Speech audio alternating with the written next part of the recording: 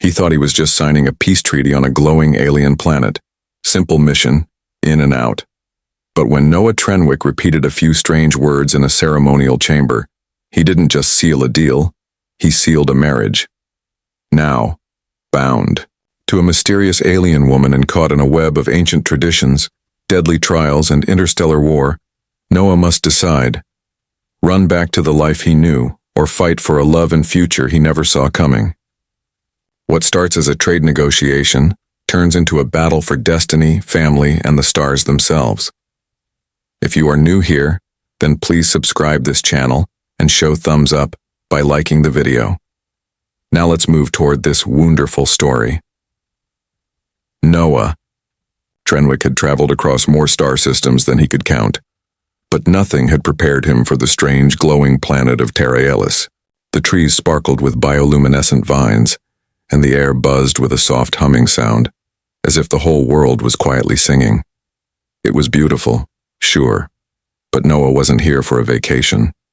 He was here to negotiate access to a rare mineral called solonite. If he could secure the rights to mine it, he'd return to Earth a hero, and a very rich one. The Terraelians were peaceful, but deeply traditional. Before any negotiations could begin, they required Noah to participate in something they called a joining ritual. The translator chip in his ear made it sound like a simple ceremony to honor peace between species. Just a formality, his contact had said. So naturally, Noah agreed. How hard could it be? As he entered the temple, he realized he might have underestimated what ritual meant. The chamber was carved from living crystal, glowing with soft amber light. Dozens of locals in flowing robes stood in a circle, chanting in a melodic language. At the center was a fire pit with 3 blue flames that didn't flicker, even when the wind rushed through the chamber. A tall figure in embroidered robe stood by a raised platform. His skin shimmered like polished stone, and his silver eyes locked on Noah with intense curiosity. "Approach, outsider," the priest said. "Take the bowl and repeat the sacred words." Noah stepped forward, confused but trying to play it cool. The bowl was carved from a single piece of crystal, surprisingly light in his hands. He knelt awkwardly and listened as the priest spoke a series of complex syllables.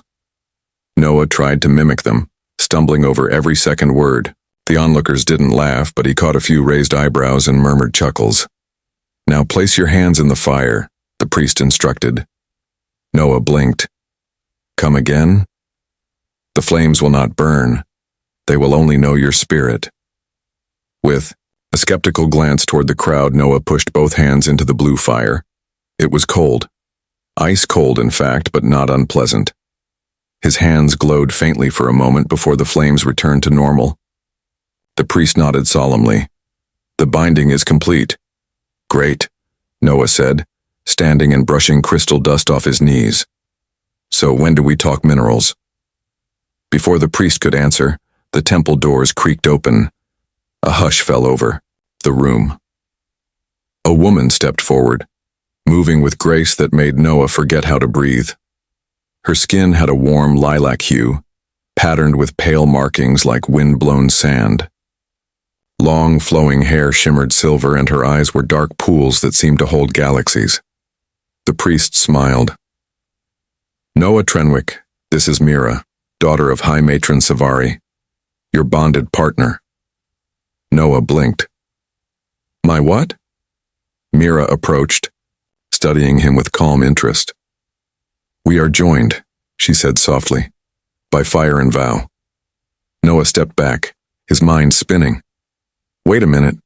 I thought this was just a peace ceremony. No one said anything about marriage." "It is the highest form of peace," the priest replied. "To join 2 people, 2 cultures." "Hang on," Noah said, voice rising. "I didn't know what I was saying. Those words, whatever they were, I didn't understand them." "Understanding is not required," Mira said gently. "Only intention." "I didn't intend to marry anyone. You participated willingly, spoke the words, accepted the fire. The bond is sealed." Noah looked around, hoping someone would laugh and say this was a joke. No one did. They all stood silently, watching him, some curious, some approving, a few clearly amused. He turned back to Mira. Listen, you seem like a nice person and all, but I didn't sign up for a honeymoon. I came here for a job. The Solonite you seek, the priest said, is gifted only to bonded members of our people. You now share in our rights and responsibilities. Mira stepped closer, close, enough that Noah could see faint glints of silver in her eyes. We will learn about each other in time, she said. There is no rush, but we are connected now. Noah rubbed a hand over his face. His mind, usually sharp and clever, felt like it had been hit by a transport pod. Marriage? To a woman? Whose name he'd just heard? On a planet he barely understood? This is insane, he muttered. No, Mira said quietly. It is tradition. The priest turned and gestured to the others, who began to leave. The temple is now yours for the night. Tomorrow you will be introduced to the people as husband and wife. Noah watched them go, mouth hanging open. He was alone now in a glowing crystal temple, with a mysterious woman who was apparently his wife. Mira turned to tend the fire, her movements smooth and practiced.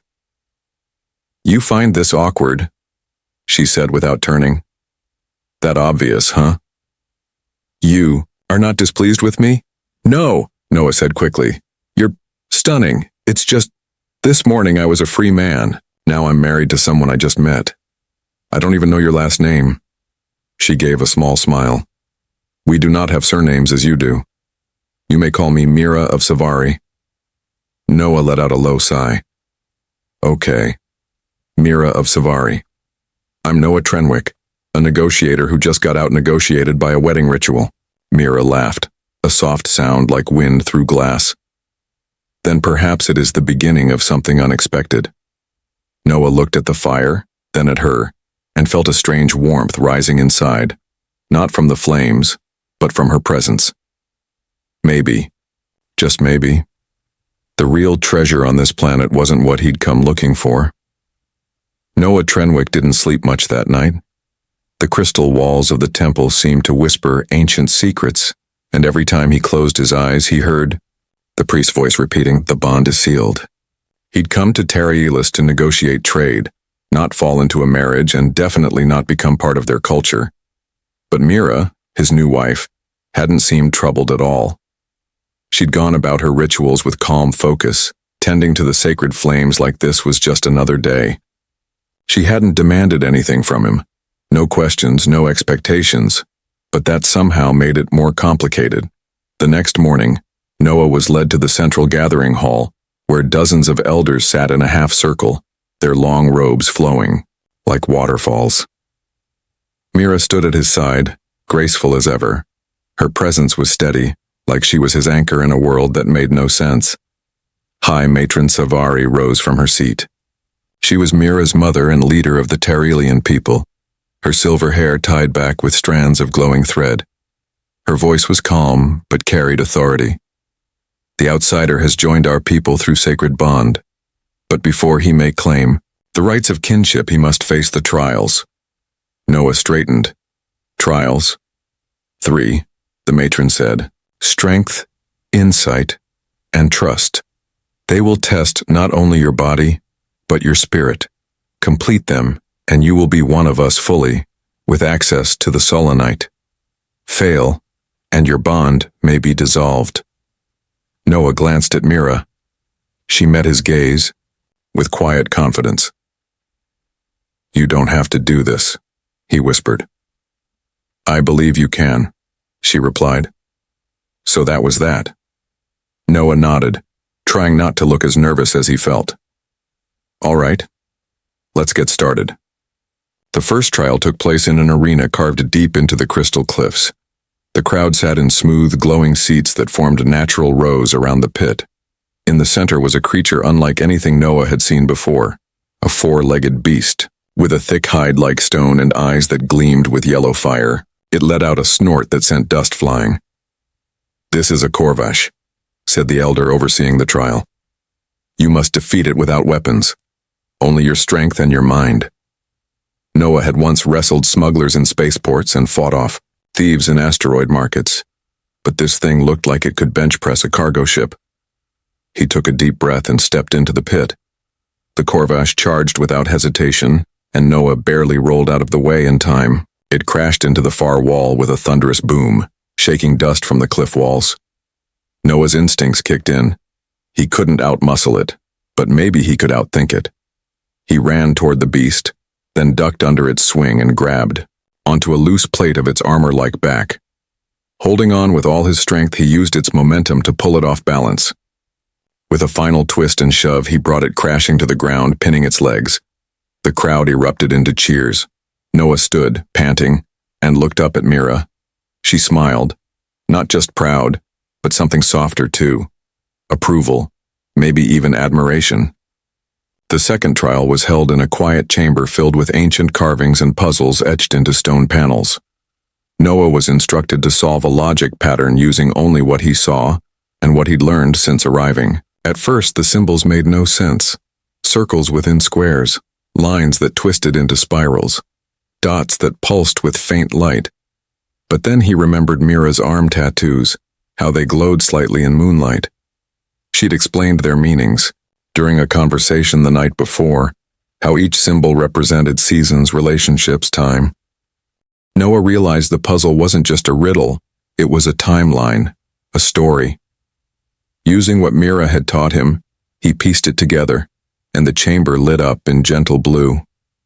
"You understand more than we expected," said one of the elders. Noah only nodded, too surprised by his own success to speak. Later that evening, Mira found him watching the twin moons rise. "You did well," she said. "Thanks to you," he replied. "Those puzzle symbols? I remembered what you said about your tattoos." She tilted her head. "You listened." "I always listen," Noah said, smiling. "Even when I pretend I don't." She laughed, and for the first time it wasn't formal or controlled. It was warm, real, and it sent a strange feeling through Noah. Something he hadn't expected. Comfort. Maybe even belonging. The final trial was the most mysterious. At dawn, Noah was taken to a sacred cave at the edge of the cliffs, where glowing crystals hummed with deep vibrations. In the center was a platform holding a pendant, carved from pure selenite, suspended above a column of light. The trial of trust, said the elder. You must step into the light. If your heart is true, it will welcome you. If not... The sentence didn't need to be finished. Noah hesitated. He looked at Mira. She said nothing, but her eyes held everything he needed to know. So he stepped forward and into the light. There was no pain, just silence, then warmth, a feeling like being wrapped in sunlight and memory and hope. When he opened his eyes, the pendant was in his hand. When he emerged from the cave, the crowd erupted in cheers. Mira was waiting for him. She didn't say a word, just reached out and took his hand. That night, as they sat together beneath the stars, Noah realized something had shifted inside him. He'd come to Terra Ellis chasing minerals and money. But somewhere between the fire, the trials, and the quiet presence of Mira, he'd found something far rarer, something worth staying for. The celebration after Noah's final trial was unlike anything he had ever seen. The people of Terra Ellis danced around crystal bonfires, music filled the air like floating wind, and plates of sweet glowing fruit passed from hand to hand. Everywhere he turned, someone offered him congratulations, some with handshakes, others with respectful bows. He had earned their respect, not just through the trials, but by choosing to stay and fight for something beyond himself. Still, as the firelight flickered across smiling faces, a heaviness settled in his chest. He wasn't sure why until Mira took his hand and pulled him into a quiet corner of the temple garden. "Noah," she said softly, her fingers warm against his. "There's something I need to tell you." He studied her face, that calm and thoughtful expression he'd come to rely on. "Is something wrong?" She hesitated. "For the past few days I haven't felt well. Fatigue, nausea, Signs that mean something very specific among my people. He blinked. Are you sick? She smiled, gently, and shook her head. No, I'm pregnant. For a moment the world stilled. The drums and laughter in the background faded as his mind tried to catch up with what she'd said. You're... His voice trailed off, caught between shock and awe. Are you sure? Yes. Our kind knows early. Mira placed a hand on her stomach, still flat and smooth beneath her robe. It happened after the binding. The connection was strong. Noah leaned back against a crystal column, running a hand through his hair. A baby. His baby. On a planet he'd only meant to visit for a quick trade deal. Well, that's one way to make sure I don't skip town, he said with a crooked smile. Mira chuckled softly, stepping closer. You're not alone in this. I know, he said, wrapping his arms around her. It just caught me off guard. Their quiet moment was shattered by the blare of distant horns echoing through the hills. A deep, pulsing tone that Noah recognized instantly. It wasn't a celebration sound. It was a warning. He looked toward the sky where streaks of unnatural light danced across the upper atmosphere. They hurried to the central tower where elders and warriors had gathered. Mira's mother, High Matron Savari, stood next to Elder Korin, who was peering through a crystal tube telescope. 3 ships, he muttered. Fast, sleek, not ours. Noah pushed through the crowd and grabbed the scope. He didn't need a second look. The hull markings were different, but the flight pattern and ship type were unmistakable. Dominion vessels, he said grimly. Private military group. Dangerous. Not known for asking permission. What do they want? Savari asked, her voice tight. Noah stepped back from the scope. Me. Gasps rippled through the crowd. Mira's hand found his, gripping tight. I stole a shipment of plasma cores from them a year ago, Noah admitted.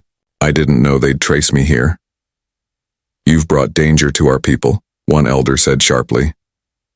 I didn't mean to, Noah replied. But I'm not running. I'll face it. Savari studied him closely, then nodded. You are one of us now. We stand together.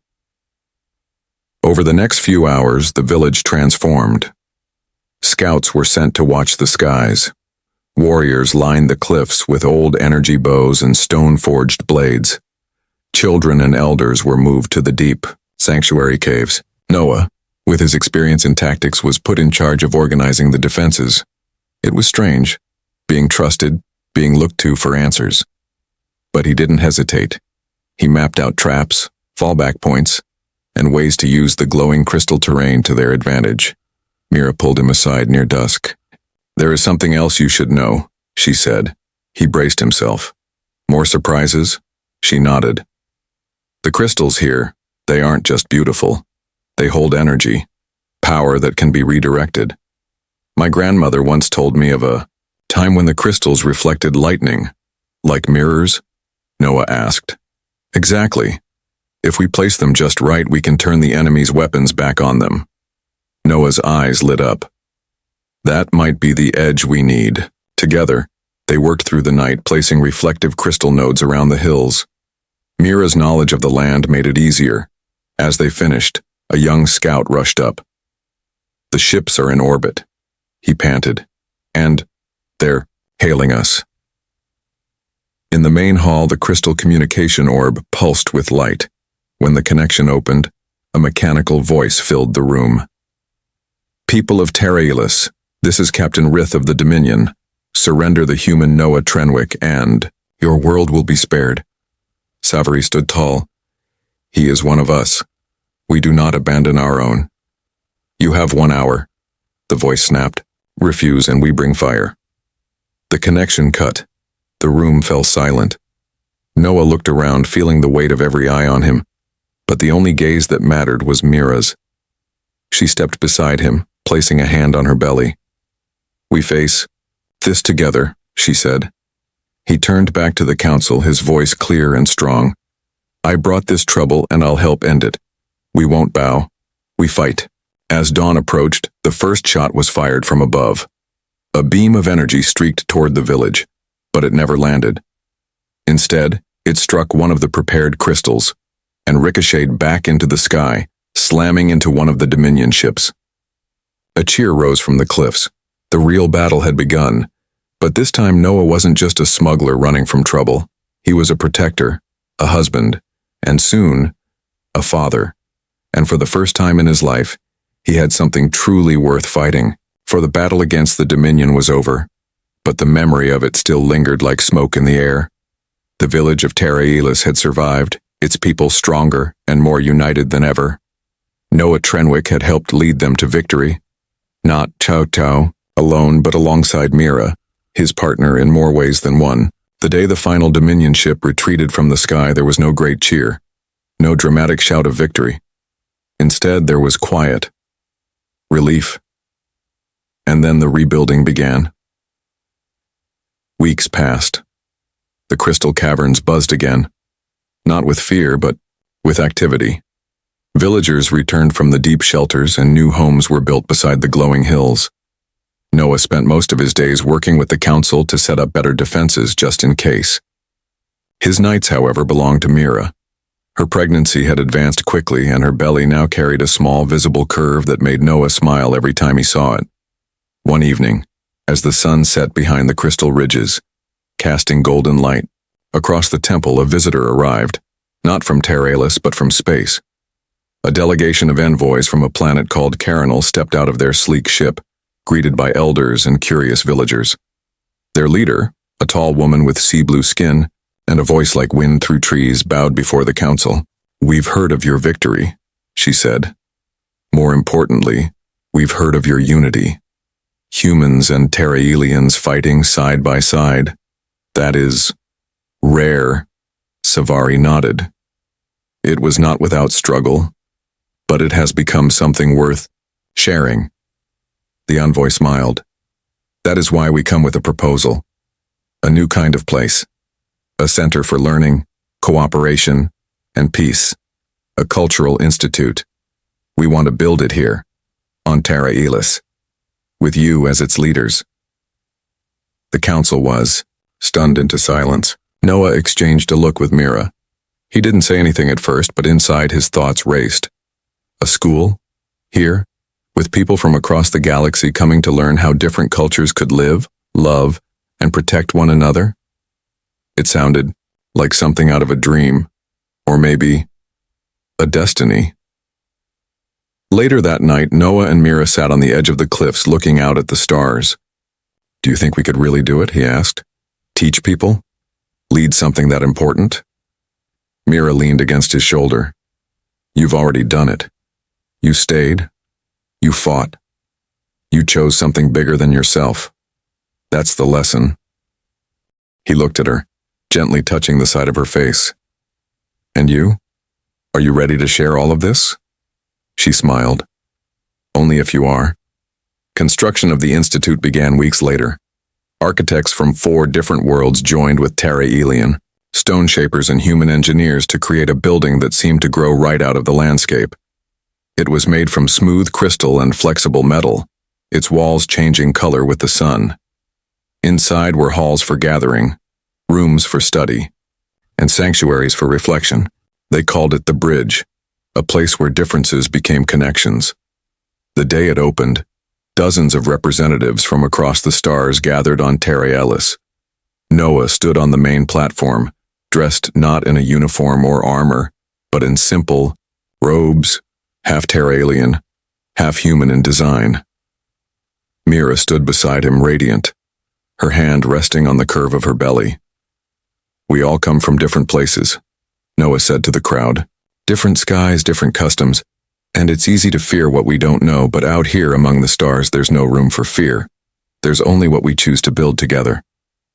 The crowd responded with quiet applause, but it wasn't loudness that mattered. It was the meaning behind it. As the days passed, life in the village settled into a new rhythm.